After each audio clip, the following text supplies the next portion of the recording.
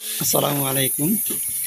একটা petrol motorcycle ডারে engine বাদ দিয়ে আমরা নতুনভাবে একটা বিএলডিসি মোটর দিয়ে এটা চালাবো।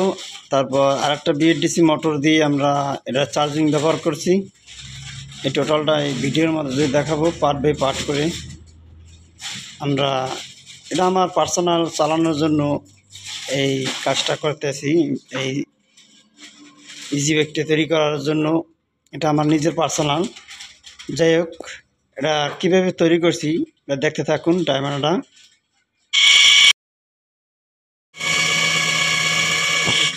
জাগাইদার উপরে জাগাইদার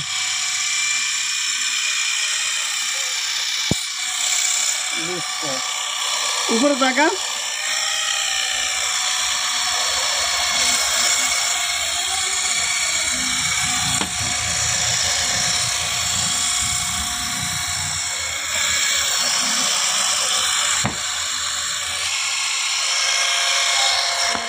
Halo guys, আমি